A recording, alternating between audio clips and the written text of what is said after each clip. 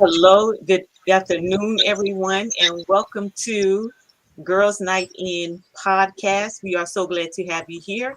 And today, as you can see, I have our special guest back, Katie Littles. We got some unfinished business from last week concerning our house. So we want to continue to get our house in order. So again, welcome. I am Lisa L. Yeomans, the founder of the podcast, the founder of the group rather, and also the podcast. So again, I want to welcome you. I just want to introduce Katie, and then we are going to get into what we came here to talk about, what we came here to discuss. So let me give a brief introduction of our guest speaker. So our guest today is Katie Littles, and Katie Littles has a passion for studying and teaching God's word. Her vision is to impact the world, and impact is the acronym for imparting meaningful, practical, and Christ-centered teachings through God-inspired books, study guides, blog posts, Bible teachings, and interviews.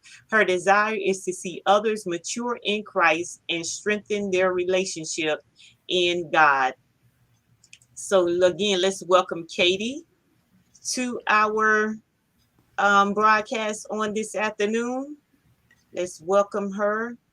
And again, for those that may want to share, we're not able to share here because this is a private group.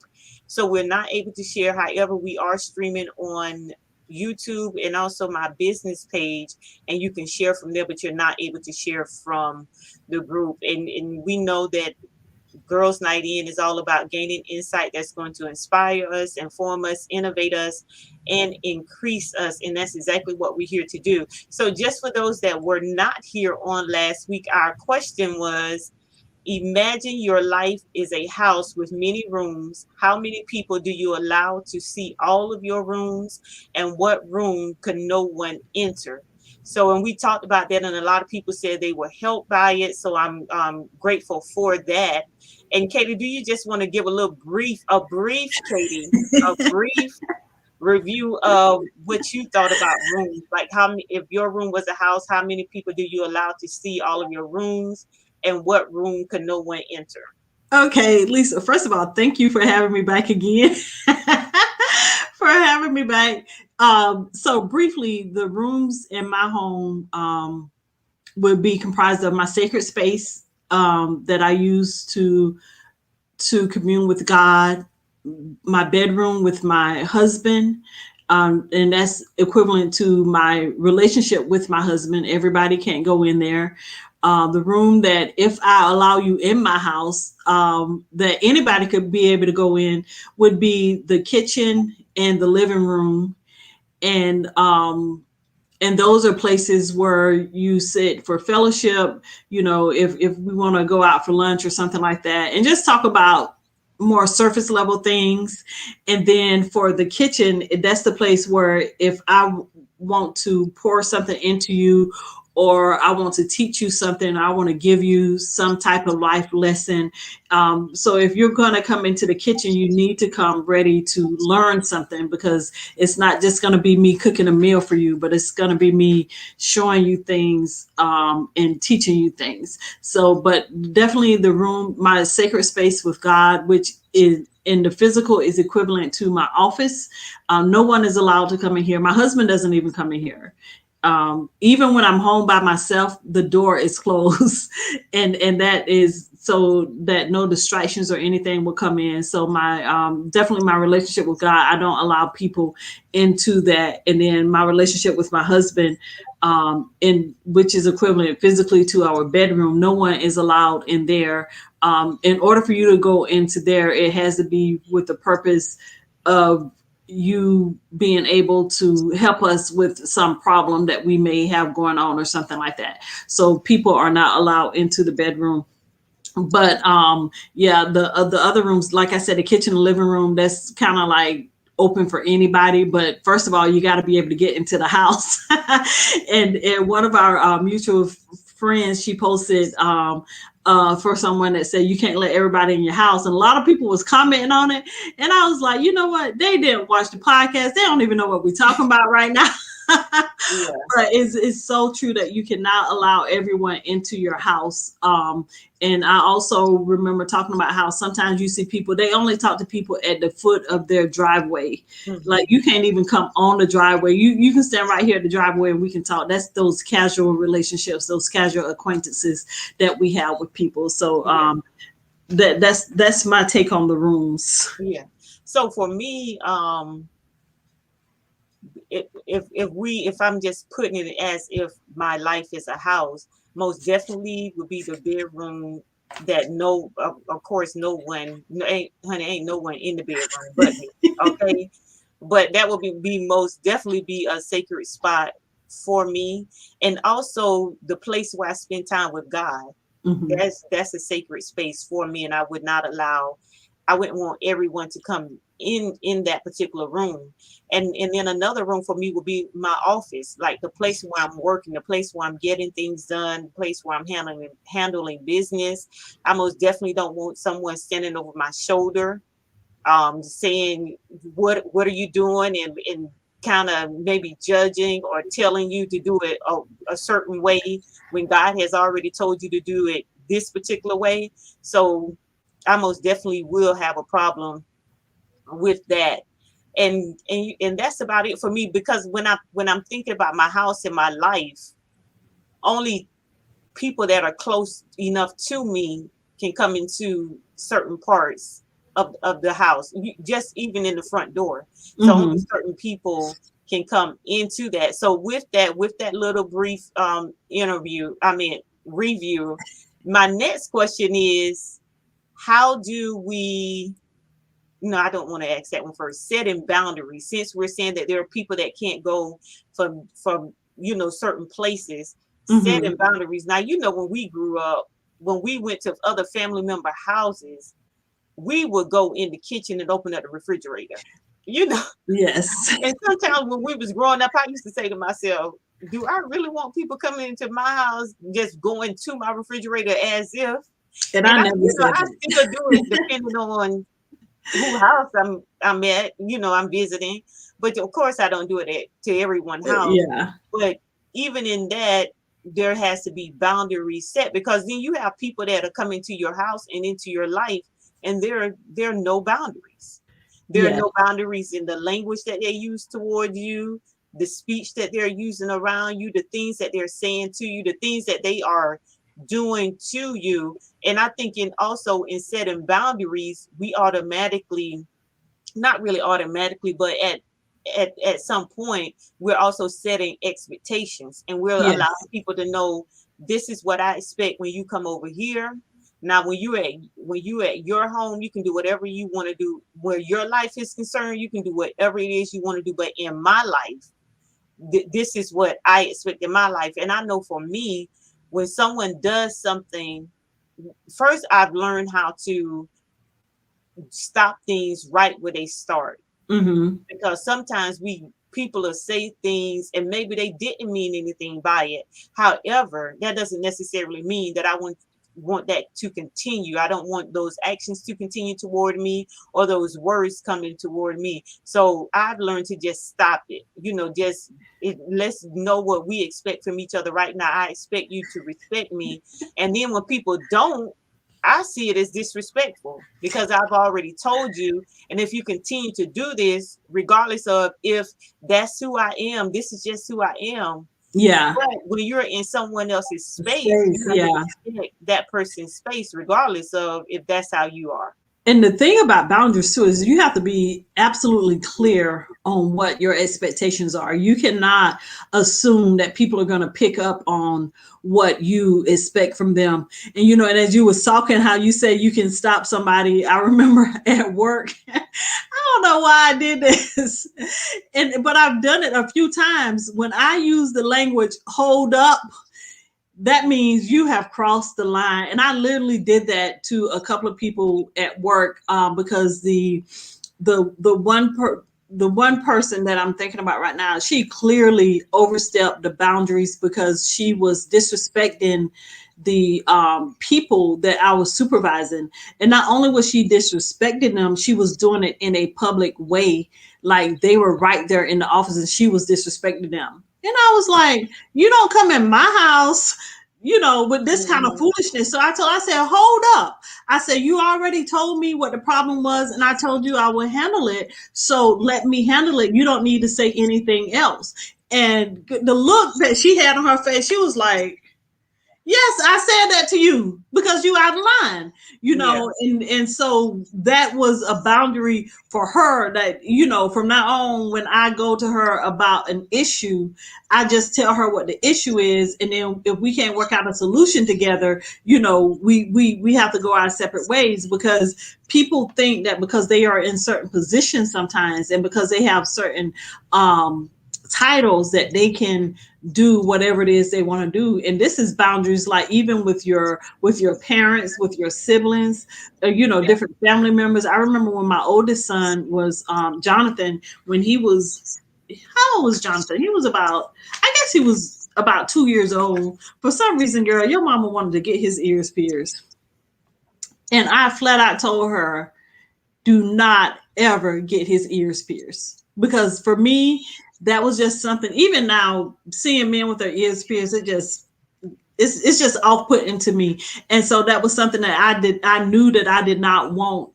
him to do. I didn't want to make that decision for him. So I just straight up told her, you're not getting his ears pierced. Don't get his ears pierced. And it was the tone behind it. She knew that I meant business. So thankfully she never went and got his ears pierced, because girl, look, it would have been some family drama going on with that, Yeah. we're Yeah. still talking about.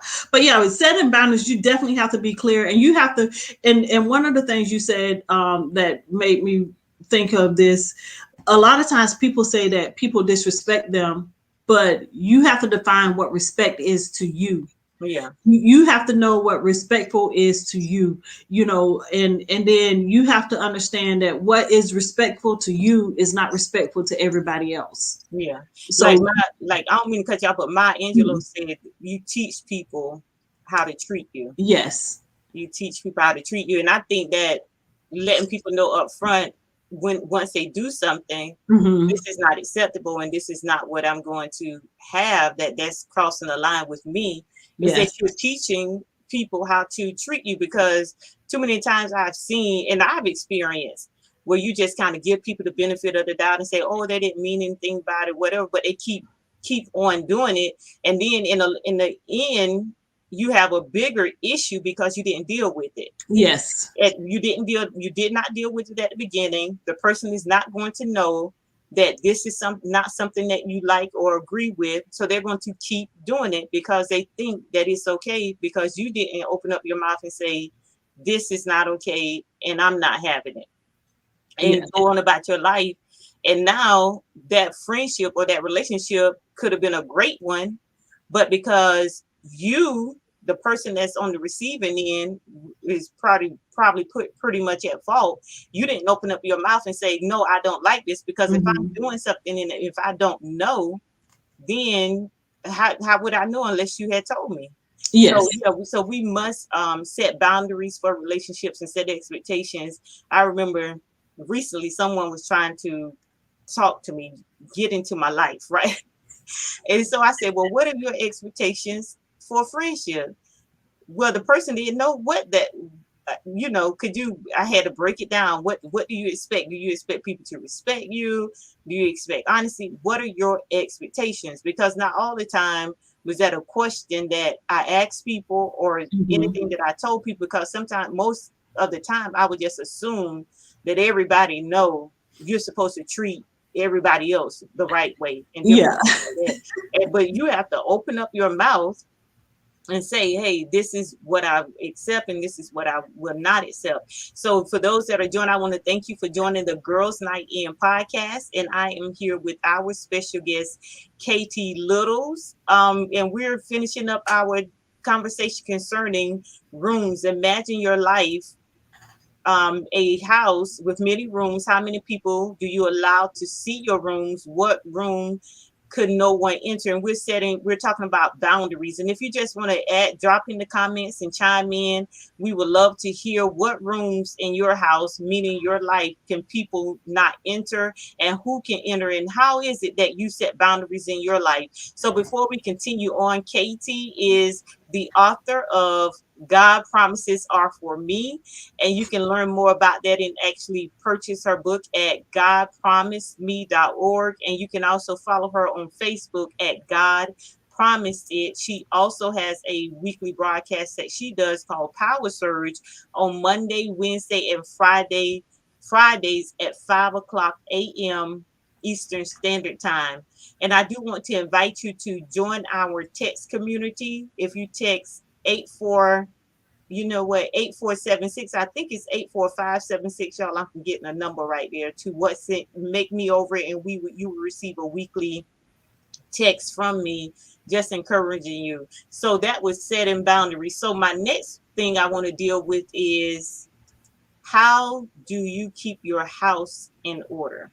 How do you keep your, when I think about things, I think natural things and spiritual things kind of like go together. Like how you are in the natural is how you are in the spiritual. And most times, I guess we can see it, even though we see it naturally, but I believe it begins in our spirits first, and it comes through naturally. Like if I have an attitude, and I'm just like, I'm talking like on an emotional level now. If I have like a bad attitude, I'm going through something and different things like that, that's going to come out. But it started in a place where other people couldn't see it. So, and that's how I believe, even when we're talking about our houses and how we keep our houses in order and different things like that, I do think that that's connected to spirit, how we do spiritual things. So I do believe that. So Katie, you can go ahead and jump in on that. Look, my house, I am a clutter bug. Let me just start out by saying that. And even today, as I was doing my having my prayer, after I prayed, I looked around and I was like, okay, God, how do I get this neat in my office slash sanctuary area? Because I have stuff. I know one of the things for me to keep things in order, I have to give everything a home. Everything has to have its place. And if everything has a home, then once I use whatever that thing is, I can put it back into its place. And that's, for me, that's how order is kept. The moment I start just putting stuff wherever, that's when disorder starts to happen in my life, in my home, in my physical home, and in my life, when I don't put things back where they are supposed to be. So assigning everything a home is very helpful for me to keeping things in order. And also just doing some general house cleaning, self-examination, taking a look around. And like you said, you was talking about your attitude, figuring out, where is this coming from? Why am I reacting this way? Why am I doing this? Why am I doing that? If you're doing something that's out of character for yourself, you need to realize it first. And if you are saved, thank God for the Holy Spirit, because the Holy Spirit be checking me, very quickly, which I am very grateful for. I'm thankful for that, because then the quicker you realize that you are out of order, the quicker you can put things back into place and deal with whatever that issue is before it does become something big that gets out of hand, gets out of control. And that's the same with cleaning your house. If you never clean your house, you're always going to be doing a deep clean. You're never going to be doing any maintenance. You're always going to have to be doing a deep clean. So definitely that. And look, as I'm talking, I'm looking around like, girl, you need to get it together for real right now. Yes. Even if you have to have someone else to come in and to help. And I remember Theron, she did on one of her shows, she talked about that, how she had to have someone come in and to help her to get her physical house back in order. And sometimes we have to do that with our spiritual health also, whether it's going through counseling, whether we're seeking counsel, if you're a member of a church, seeking counsel from your pastor, or seeking outside counsel from a licensed counselor. We have to do whatever is necessary to get our house in order. And also self-care, taking time for yourself, also is, for me, is a way to get your house in order, because sometimes you just have to get away. You just have to, get away from the everyday reality of what you're living in, just to bring yourself back to a place of peace. So that those are ways that helps me to keep my house in order. Even though if you came here right now, the only thing that you're gonna see in order is my plants, because they are beautiful. Yeah. Well, like I mentioned last week when we were talking, like, and this is something I still have to work on, how everything looked good on the outside, but Mhm. underneath I would have like things stuffed under the bed, not even in a junky way, like neatly packed in. And sometimes in life I realized that that's how my life was. Even though it was order, it was like organized chaos. Organized chaos, It's yes. over here in this little thing, it's going to be all neat, nice and neat. But for me, keeping my house in order, you just deal with the issues at hand. You just deal with the problems. You deal with those things that you don't want to deal with, which is Hmm. something we're going to get into later. And you just deal with it head on. And like you said, if you need help, if you need to hire somebody or invest in someone to help you, then you get the help that you need. But then I think a great way to I keep my house in order is just really listen to God, listen to Holy Spirit, listening to what God is saying to me about my life, and then asking God about my life. Yes. If if this is not right, or if this is not pleasing you, or where can I do something better, asking and seeking God for the particular things in my life also. And I know I was doing a book challenge over the weekend, and one of the questions was that we was asking God a question about what's holding me back or what's limiting me. And then God was really speaking to me about the process. Hmm. Because one thing about me, I I thought I became love the process until God told me, you think you really got that together, but you don't. Because I want things, I see it in my mind, God shows it to me, and I want it now. I want it to happen right Mm. now. I want the results right now. And even though I've never gotten the results right now, I still went through the process. However, I thought it was something that I was working on, and I really wasn't. Maybe I was just saying that I was. Maybe I did in the moment that I said, this is something I'm going to work on. But what God was showing me was that I was really holding myself back Mm. because I wasn't trusting the process. And I wish I had the note here that he I think I do have the note that he spoke to me, because sometimes when we're talking about the order of our houses, when we are not trusting the process, and when we're not trusting God, we're really holding ourselves back. And the question was, God, what do I need to surrender to you in order to write? And it was concerning write a book. But God was telling me that I needed to surrender myself to Him Mm. in order to get things done, because I'm trying to hold everything together. And sometimes in our natural houses, we're trying to hold everything together. And God was saying to me, just let it go. Let it all go. It's not going to break. And that's how we can get sometimes when people, we know that people on the outside are looking in. Not that we should be concerned about that, but however, sometimes we are. And not that I'm concerned about the outside looking in, but when we're talking about houses, we're trying to hold it all together, and we can't hold it all together, because here's the thing: we can't hold everything together and still walk by faith. We can't Yes. hold everything together on our own and still um walk by faith and allow God to do stuff. And I just want to read the statement that God gave to me, because maybe it'll help someone else with their house. It says, so the thing I needed to surrender to God, God told me, self and the need to hold it together is too much for you, and you can't do it by yourself. You must trust the process. You think you are, but you are not. Everything will fall into place and into alignment when you let go. Let go and trust the process. I will catch you, and there will be no broken pieces. Your need to hold on to everything, trying to hold it together, is hindering you. Let go and step out into the next place. You are long overdue. And Mm. and that's so with life. If we have something in our hands, we can't receive anything from God. And it remind me like of a child that they're holding something. You're saying, let it go. And they just keep holding on to it because it's like, if I let it go, it's going to Yeah. hurt it, or it's Yeah. going to break it or something like that. And you're saying, no, let it go. I'm going to catch you.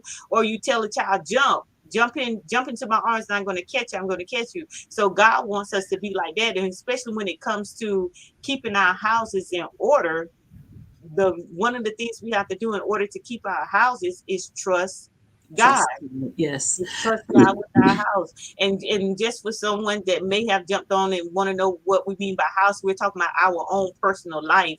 And you imagine your life as a house with many rooms. So that was a way. And I keep my house in order through prayer. Like when I get up in the morning, from time I get up to about 10 o'clock, I call it laying the foundation. So I get up at 3. So until about 10, I'm laying the foundation. So I'm not looking at craziness. I'm not on social media and into a whole lot of stuff. It's prayer, the word. I'm listening to inspirational things, inspirational messages, motivational messages, because I know once I start working and going, that's it for me. So I call that building my foundation, which I think is fitting me because we're talking about houses. So I Mm-hmm. build my foundation every day, something that's going to keep me going throughout the day. So now the next question was, what rooms have you not visited in a while? You know, that room where the door is always shut. And when you think about going in there, you be like, I'm good. I'm good. I ain't going. So what are those rooms that, or rooms have you not visited that you need to visit? You know you need to visit, but you have not done that. Hmm. And why? Why haven't you done so? I'm gonna have to think about that one because I don't know.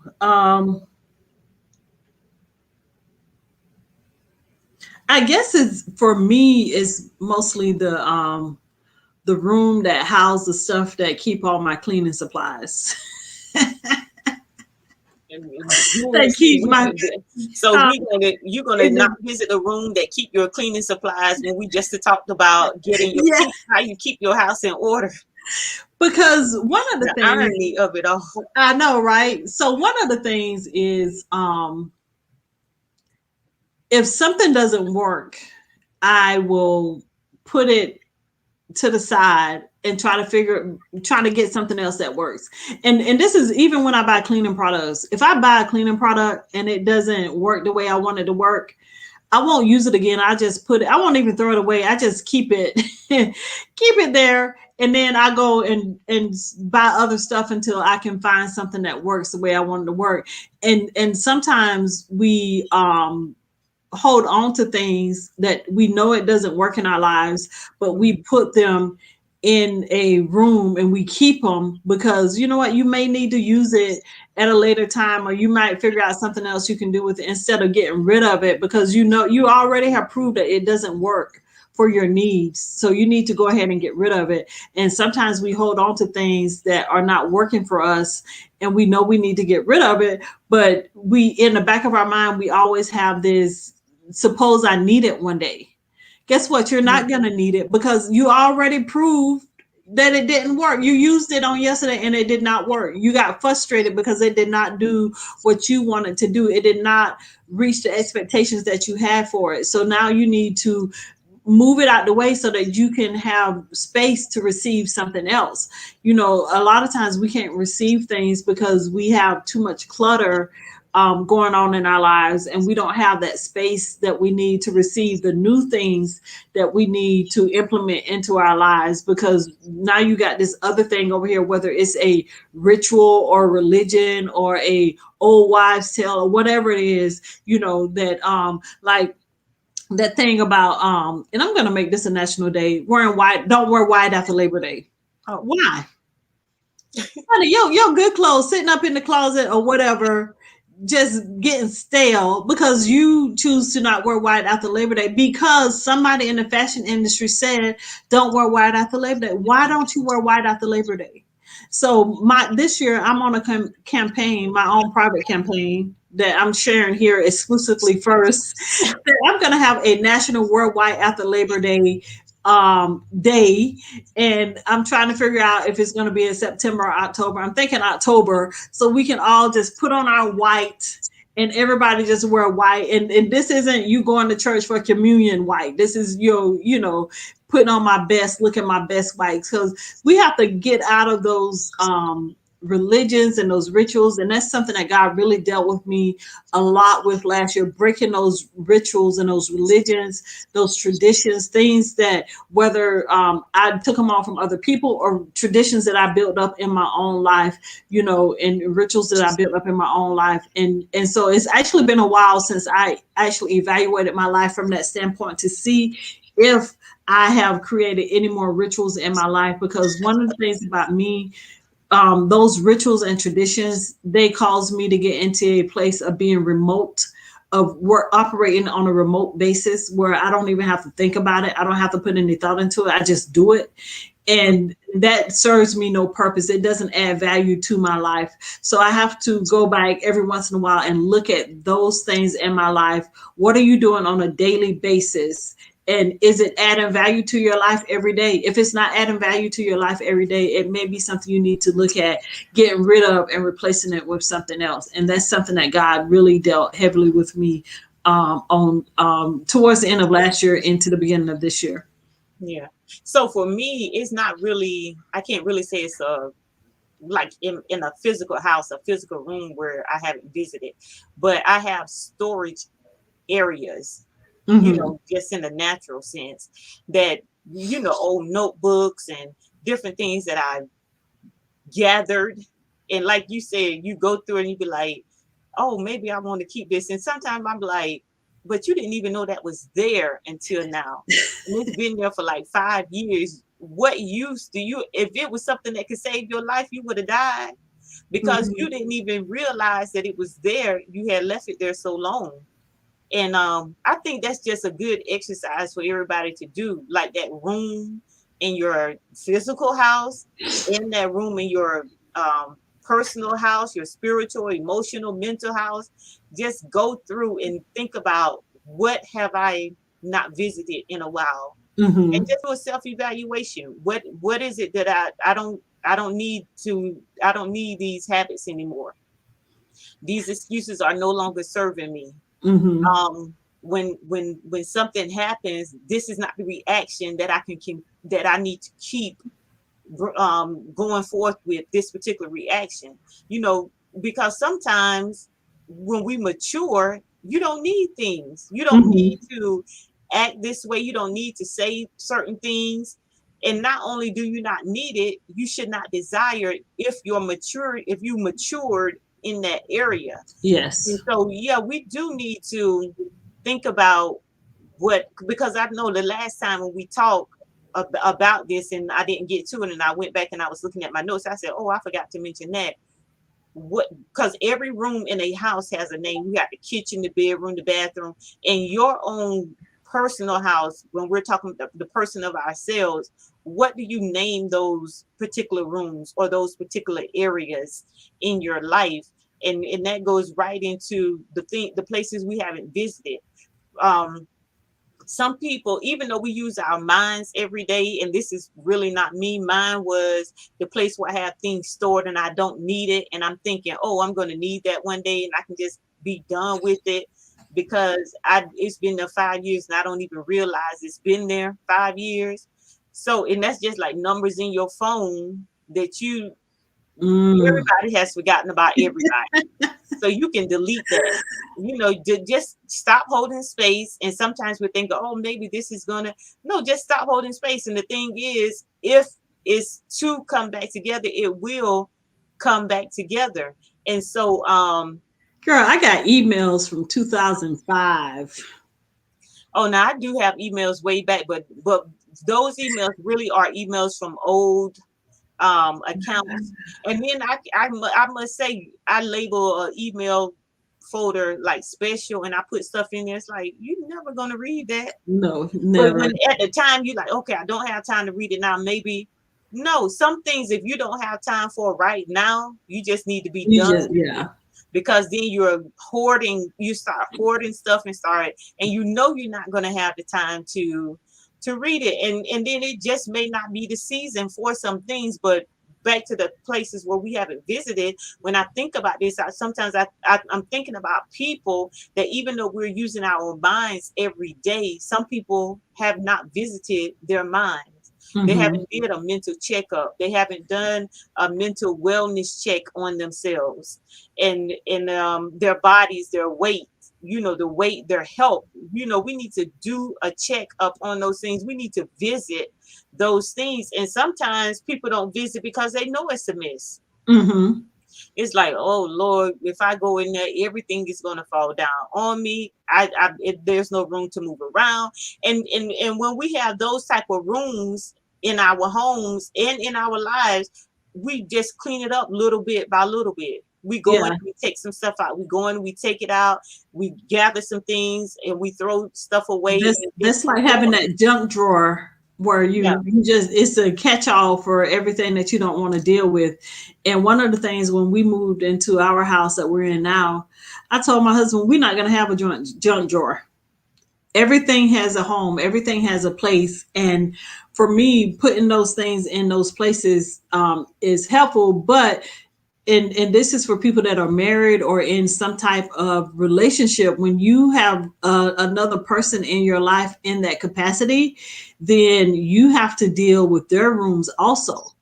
And sometimes your rooms begin to clash hmm, because you're at different places in life, and so those rooms do begin to clash. Like the reason I didn't want that junk drawer is because I know how my husband does when he gets stressed. I know what's going to happen. And I'm like, nope, everything has a place. You can't just put stuff somewhere just to get it out of mind, so we definitely have to, I think giving everything a place, a home in your life is helpful, because when something's out of order, then you can easily say, okay, something needs to be there. Or then you can look at the different areas and you can see, okay, something's missing, something's supposed to be there. And then you look and see if you allowed it to go into the wrong place or not. yeah, And to get that helps to keep it in order, and to not have to revisit these dark places yeah, all the time. Because when you get in that tangled up mess, it becomes hard, because not all that stuff is compounded on top of each other, and it's harder for you to get from underneath it to see clearly what you need to be seeing at that moment. yeah. And then you're just overwhelmed Mm-hmm. by the amount of work and time and effort that you're going to have to put in. And that goes back to having someone to come in and to assist you, whether that's Yes. get you a therapist, a coach, or go to church, talk to somebody down at the church house. Those type of things, because it can get pretty overwhelming when we know there's places in our lives that we need to visit. And there's some places you may be saying, well, I just did that last week. And we have to continue to revisit Continuous, those things yes. until they are okay, until all the clutter is out, till everything is out of the corner. And nobody, please, if you got a junk drawer, throw it away, because why are you saving junk? Why are you making a special place for junk? Like we're comparing our spiritual lives to our natural lives. Naturally, So in your yes. think about it, if I got a junk drawer in my natural home, my spiritual home, you probably got a junk drawer in there, and that's why all that pettiness come up, because you got a junk drawer. So get rid of the junk drawer, and you won't be so petty, when things happen, and Yeah. you'll react different. Because when you think about drawers, you think about tools, Mm-hmm. Things you put in there, like if I need this, I can go grab this tool, I can get the hammer. And sometimes just think about it that way. What tools am I grabbing from my spirit? What tools am I grabbing from my attitude, and from my mind? What words am I grabbing? Because here's the thing about tools can also be used as weapons. Yes. Our words are tools, but our words can be used as weapons. Our hands are tools, but our hands can be used as weapons. So you got the junk drawer, and instead of you laying on of hands, you want to lay these hands. You want to, So just take out all the unnecessary stuff. Yeah, I'm So just yeah, seeing in my mind, like you say, you going in for the tools, but you in a junk drawer, so you in there digging, digging, digging, digging. yeah, Like, man, I know it was in here. I know it was in here, and you're wasting time now because you didn't put something in the place where it was supposed to be. and it's Give that thing a powerful. home. If it's something that you know you're gonna need, give it a home, and put it in this proper place so that you can use it at the time that you need it. Yeah, and then the last thing here, because it's almost time for us to go. But before I get to that, we're going to talk about traditions. So again, my special guest is Katie Littles. She is the author of God's Promises Are for Me. You can visit her Meditate on web. the promises of God. I still got it wrong. God's promises are for me is the Facebook page. Okay, y'all. She is the author of Meditating on the Promises of God. And you can visit her website at godpromiseme.org. And she's also at God Promised It on Facebook on Monday, Wednesday, and Friday at 5 o'clock a.m. Eastern Standard Time. You can join her for her weekly power surge.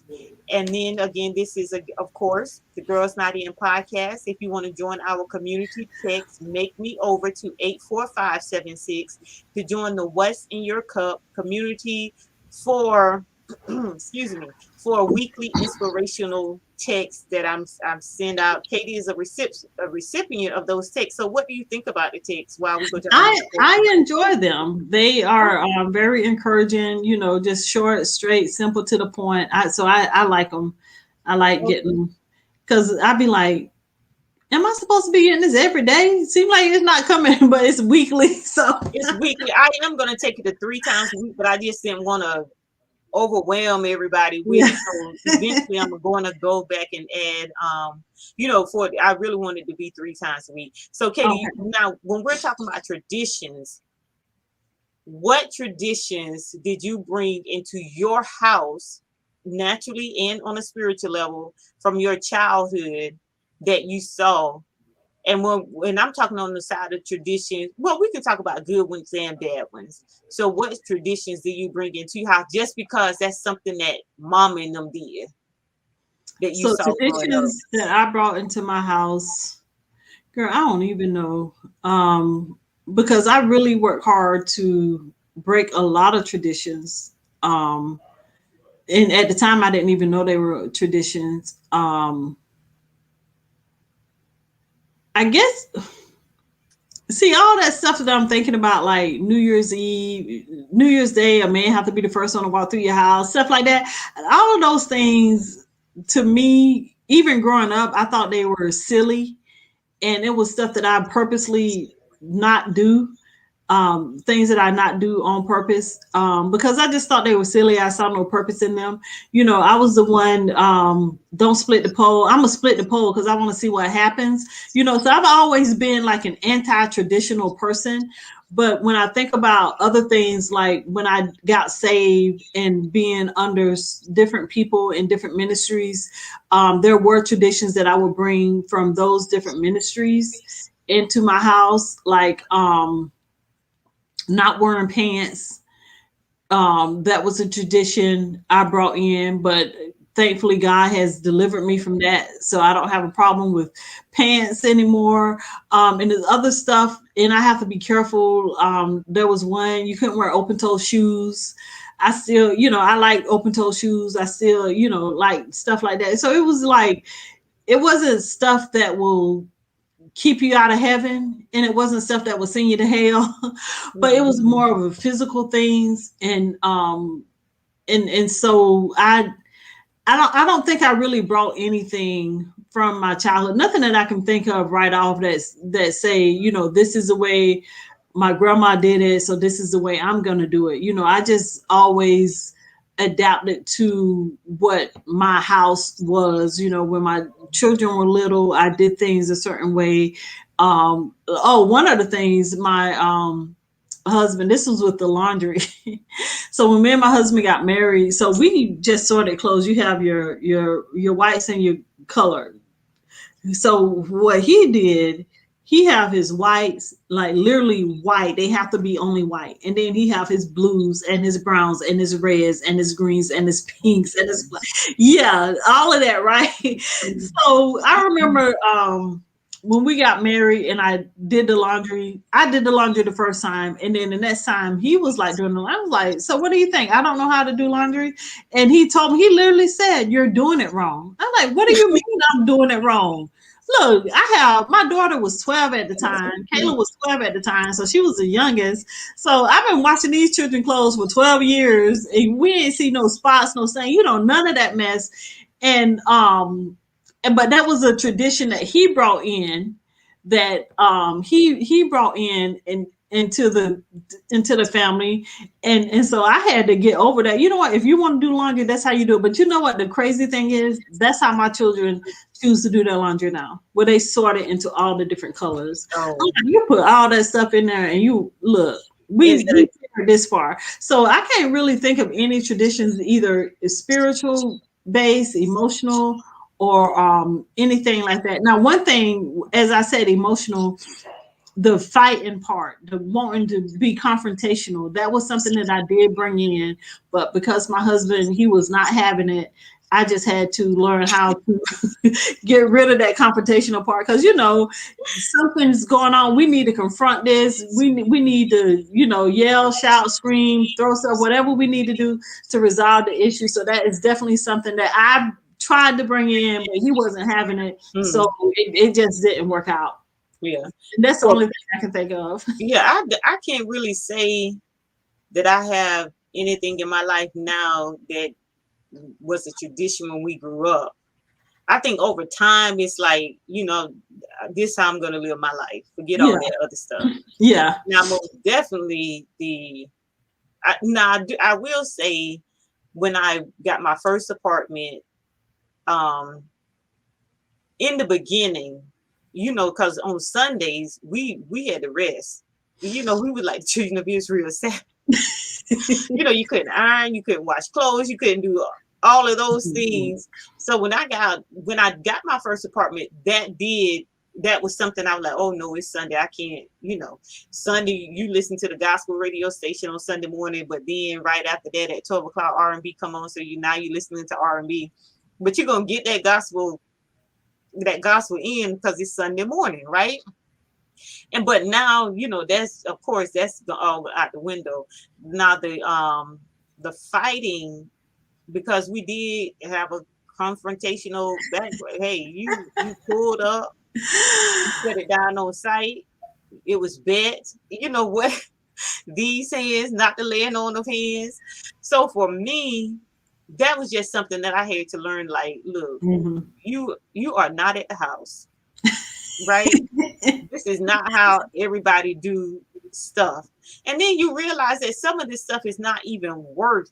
I'm gonna just let you say all that stuff, and I'm not gonna respond because it's not even worth it at the end of the day.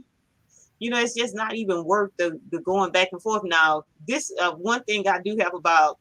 Because I used to be like, God, deliver me from this. Then I'd be like, no, God, I need that fight in me. Just in case something happened, we have to fight it out. Hey, I just have to control it, but don't take that away. I know that's, Girl, nobody's got to deliver me from that. Yeah, I think because I've always been able to control it. I'm not going to just jump at the first movement, but after a while, if things get to a point where I know that I need to defend myself, that's what I call it, defending myself. Yeah, that's what I call it too. I don't call it fighting. I say I will defend myself. I don't fight, but I will defend myself. And I think too, when you look at it in that way, you're just not always out there in Yeah. Yeah. every conversation, every time someone says something to you, just Yeah. not always out there doing crazy And stuff like you that said, don't even make sense. even when people be talking, I don't have to I don't have to comply with what you're saying. I don't have to comply with what you're doing. Look, you talking, that's not going to do anything to me, because look, we've had words spewed at us Yeah. from the beginning. So Yeah. your So talking it ain't doesn't doing even nothing matter. to me right about now. Yeah. You on the baby level of talking, like Patti LaBelle was talking about heels. You in the, she called a 3-inch heel baby heels, because she's still Uh-huh. wearing 6-inch heels. And she was like, oh, you in the baby heels, you on the baby level of talking. So that you're not even moving me right now. Yeah. I'm actually laughing at you on the inside. But Yeah. you go ahead and finish what you're doing, and then I'm gonna go ahead and finish what I'm doing, because I don't even have time for your pettiness right now. Yeah, and that too, and we're about to close it, come to an end right now, but that really does have a lot of with your house and cleaning out your house and keeping your house in order. Hmm. And because that's a very chaotic life to live. Oh yeah. When you living like that, that's a very chaotic life to live. So I want to thank everybody for joining us on this episode of Girls Nite In Podcast. And we are here to help you to gain insight that will inspire you, inform you, innovate you, increase you. So I want to thank you for joining us on this afternoon. And again, I was here with my special guest, my returning guest, because we had some unfinished business. We had to clean up the house. Katie Little. She is the author of Meditating on the Promises of God. You can visit her website at godpromiseme.org and also follow her on Facebook at God Promise It. She's on every Monday, Wednesday, and Friday at 5 o'clock a.m. Eastern Standard Time for her weekly show, Power Surge. So what I would like for everyone to do is to text Make Me Over to 84576 to join the What's in Your Cup community. If you have any questions or you need to reach out to me concerning anything, you can do that via email at girlsniteinvip@gmail.com, or excuse me, just go ahead and visit my website, the lifestyle makeover.online, and you can contact me through that particular page. So again, I want to thank you all for joining us again this afternoon for Girls Nite In Podcast, and we are looking forward to having you join us again on next week, where we will have another special guest where we will be diving into some conversations that we should be having. So again, Katie, I want to thank you for joining us on this afternoon. Looking forward to have you back many, many more times for some great conversations, and some conversations that people are going to get something out of it. Just like Girls Night In, we inspire you, inform you, innovate you, and increase you. And I hope that it did all of that for you on this afternoon. So, and until next week, everyone, goodbye and God bless.